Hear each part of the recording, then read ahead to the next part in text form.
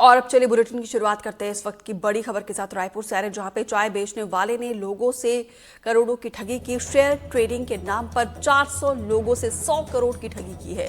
Police ने आरोपी ठग भुवनेश्वर को गिरफ्तार कर लिया है। पुलिस पूछताछ में हो सकते हैं और भी बड़े खुलासे। लोगों को शेयर मार्केट में पैसा डबल करने का झांसा देता था। और यहाँ पर देखिए, आज भी छत्तीसगढ़ हाईकोर्ट के द्वारा ये सर्कुलर जारी किया गया है। जो ऐसे झांसा देते हैं पैसा डबल करने का, उनसे सावधान रहने की अपील कहीं ना कहीं छत्तीसगढ़ हाईकोर्ट के द्वारा की गई है। और साथ ही यहाँ पे उन लोगों को भी दो टोक कहा है जो इस तरीके से वारदात को अंजाम देते हैं। चाय बेचने वाले ने देखिए लोगों से करोड़ों की ठगी की है। जुल्फिकार लाइव हमारे साथ जुड़े हुए हैं। जुल्फिकार, आज ये बिलासपुर हाईकोर्ट के द्वारा कहा गया है कि ऐसे लोगों से सावधानी बरते जो पैसा डबल करने का झांसा देते हैं, और साथ ही दो टूक उन लोगों को भी कहा है जो इस तरीके से वारदात को अंजाम देते हैं। बिल्कुल। छत्तीसगढ़ हाईकोर्ट ने जिस तरीके से टिप्पणी की है, और उसके अलावा अगर देखें तो इसके पहले भी ऐसी कई बातें आई हैं। पुलिस विभाग भी लगातार लोगों से को समझाइश देता रहा है और सर्कुलर जारी करता रहा है और जागरूकता अभियान भी चलाता रहा है कि लोग ठगी के शिकार ना हो।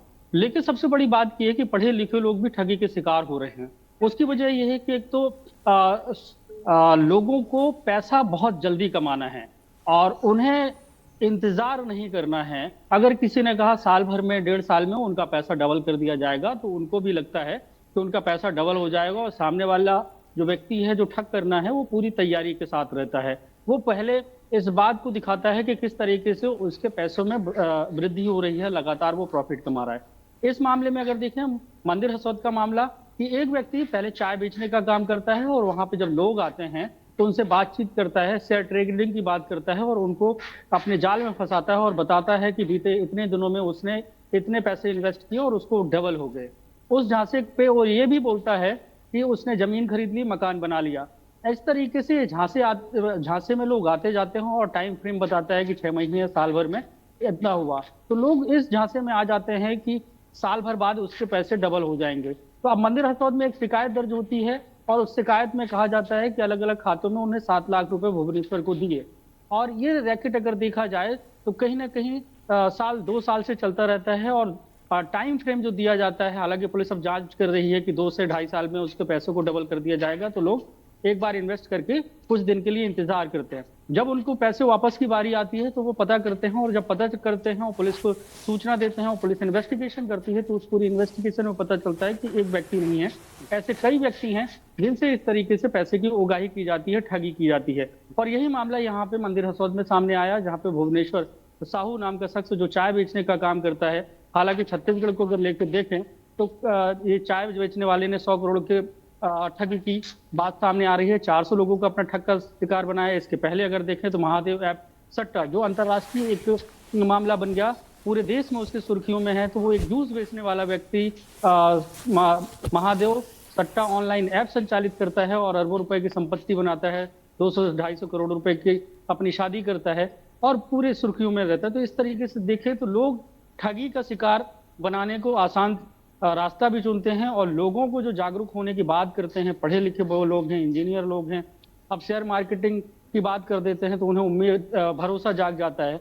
लेकिन इतने पढ़े लिखे होने के बाद अगर कोई चाय वाला व्यक्ति जो चाय बेच रहा है और झांसा देता है और उसको झांसे में आ जाते हैं, तो लोगों को कहीं ना कहीं सोचना होगा कि उनके जो सेंस ऑफ ह्यूमर है उस पर कहीं ना कहीं सवाल उठते हैं कि इस तरीके के लोग भी उन्हें झांसे देकर चले जाते हैं। जी बिल्कुल, पहला सवाल तो यही है कि जिस शख्स के पास करोड़ों की जमीन है, घर है, वो चाय क्यों बेचेगा?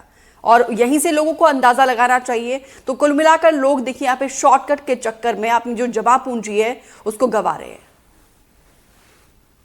बिल्कुल दीपिका, कि लोगों को शॉर्टकट के चक्कर में पैसा बहुत जल्दी कमाना है। और पैसा इतनी जल्दी नहीं। आप अगर किसी भी नौकरी कर रहे हैं, किसी भी बिजनेस को करेंगे, तो उसमें एक वक्त लगेगा, उसके टर्नओवर बढ़ने में समय लगेगा और हो सकता है उसमें जोखिम भी रहता है। और यहाँ पे अगर कोई व्यक्ति इस तरीके के झांसा देता है और पहले से तैयारी करके रखता है कि 2-4 लोगों को ऐसा अपने साथ शामिल करके रखता है, वो उसकी बात की ब्रांडिंग भी करते हैं कि हाँ, मैंने इनको 1 लाख रुपए दिए थे, इन्होंने 6 महीने में मुझे डबल कर 2 लाख रुपए दे दिए। उस तरीके से झांसा साबित हो जाता है कि वाकई यार इसने तो फायदा दिलाया है। इस तरीके की कहानियां जब होती हैं तो लोग जो उनकी गाढ़ी कमाई है उसको इन्वेस्ट कर देते हैं कि उनके पास 5 लाख रुपए, चलो 6 महीने बाद 10 लाख रुपए हो जाएंगे। तो ये एक झांसा है और उस ट्रैप में शामिल जो लोग हैं, जो ट्रैप करने वाले हैं, और वो मिलकर पूरे सिंडिकेट चलाते हैं और किसी भी एक व्यक्ति को अपने झांसे का शिकार बना लेते हैं। तो यहाँ पे भी इस तरीके का मामला है, इस तरीके की इन्वेस्टिगेशन अब हो रही है। पुलिस का ये मानना है कि 400 लोग जो अभी बातचीत में है, तो लगभग 400 लोग हैं और उनसे जो ठगी की गई है उसकी लेकिन जुल्फिकार, 100 जो करोड़ रुपए से लोग जिन लोगों के साथ ठगी हुई है, ऐसा लगता है कि आंकड़े और भी बढ़ सकते हैं। और जिस तरीके से एक शख्स है जो चाय बेचता है, वो लोगों को कह रहा है कि उनके पैसे डबल होंगे, और फिर कुछ लोग आ जाते हैं ब्रांडिंग के लिए कि हाँ हमारे भी पैसे डबल हुए। तो ऐसा लग रहा है कि एक शख्स नहीं है, इसके पीछे बहुत बड़ा नेक्सस है। बिल्कुल सिंडिकेट होता है, जैसा कि पुलिस ने पूछताछ में बताया। पुलिस ने इनके 2 साथियों को और भी गिरफ्तार किया है। तो तस्वीरों में अभी आप देख रहे हैं कि एक साथी है और इसके पहले एक साथी और भी है जिसको गिरफ्तारी करने के बाद इस जो मुख्य सरगना है उसकी गिरफ्तारी की जाती है। तो इस तरीके की घटनाएं होती हैं, पूरा सिंडिकेट काम करता है। तो ये 3 से 4 लोग तो प्रमुख रूप से होते हैं और उसके बाद जो है कमीशन का खेल चलता है। अब कमीशन जिसको मिलना है 10 से 15%, 20%, क्योंकि यहाँ पे कोई रिकॉर्ड तो है नहीं कि किसी वहां पे कमीशन जो फिक्स रहेगा।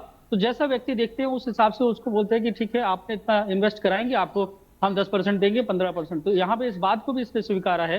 तो ऐसे जो कमीशन लेकर भी काम करने वाले हैं तो निश्चित तौर से वो ब्रांडिंग तो करेंगे कि हाँ इसके पहले इतने सारे केस आए हैं।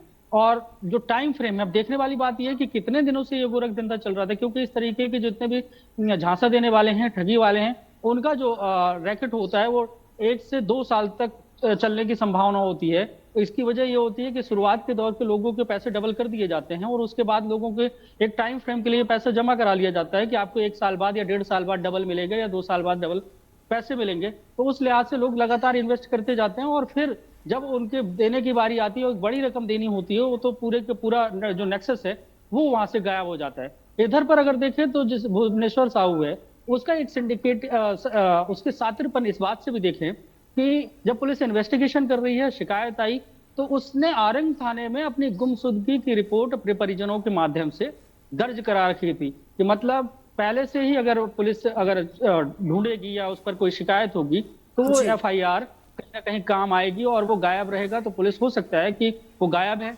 गायब व्यक्ति तो को बिल्कुल ढूंढना है। हम देखिए, क्योंकि देखिए NDTV का सीधा कंसर्न लोगों के लिए होता है, आप लोगों की चिंता हमें है, इसीलिए हम आपसे ये अपील करते हैं। क्योंकि आज 2 खबर जो छत्तीसगढ़ से आई है, क्योंकि कुछ लोग सर्वे के चक्कर में किसी के घर में जाते हैं और वहां पे लूट की वारदात को अंजाम देते हैं। और आज ये खबर जो आई है आप लोगों को जागरूक करने और सावधान करने वाली खबर है, क्योंकि सफलता और गाड़ी कमाई का कोई शॉर्टकट नहीं होता है। इसीलिए जागरूक रहे, सावधान रहे ऐसी खबरों से। फिलहाल विस्तार से जानकारी देने के लिए जुल्फिकार आपका बहुत बहुत शुक्रिया।